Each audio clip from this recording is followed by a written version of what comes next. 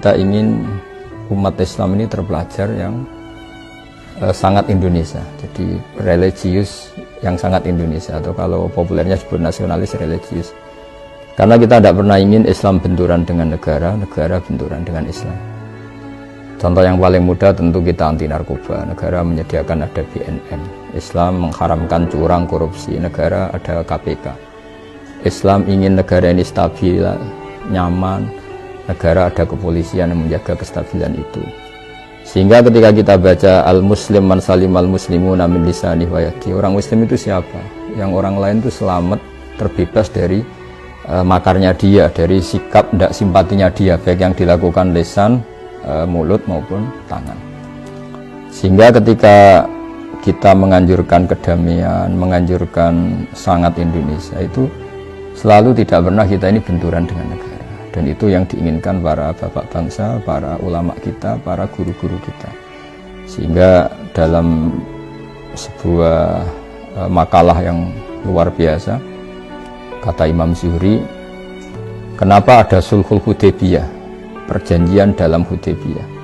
Kata Imam Zuhri, dan ini semoga menginspirasi banyak mahasiswa, syukur-syukur semuanya terinspirasi oleh makalah yang diciptakan atau yang dikatakan oleh Imam Zuhri, yaitu gurunya Imam Malik. Fama futiha fil islami fathun a'zuma min Hudaybiyah. Gak ada kemenangan Islam terbesar kayak kemenangan dalam Hudaybiyah. Dulu ketika orang kafir ketemu orang Islam, bawaannya itu perang. Kalau ketemu bawaannya perang tarung. Sehingga dalam perjanjian itu Nabi hanya meminta supaya orang itu gak usah perang dan mendiskusikan kebenaran secara fair. Kata Imam Zuhri, fatawadu fil hadis wal munazaah, mereka berdebat tanpa tekanan. Falam yatakallam ahadun yaqilu syai'an minal Islam illa dakhula fihi. Jadi barokahnya damai, barokahnya semuanya damai tanpa tekanan, orang diskusi Islam.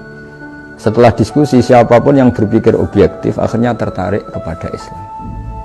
Tentu dulu misalnya mereka diskusi gimana kalau menyembah berhala yang dari batu dengan menyembah Tuhan Muhammad yang sifat dasarnya itu pencipta langit bumi yang ada sebelum ada langit dan bumi. Dengan perbandingan-perbandingan seperti itu akhirnya mereka tahu tentu Tuhan Muhammad lebih benar, lebih baik. Sehingga artinya kata Imam Zuhri, Islam ini pernah begitu unggul ketika nggak ada perang. Karena ketika nggak ada perang, orang diskusi secara santai, secara rileks, tanpa tekanan, dan pasti yang muncul adalah kebenaran.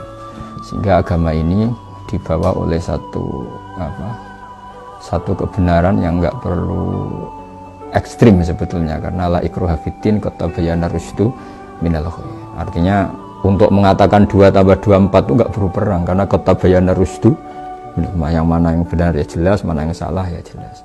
Sehingga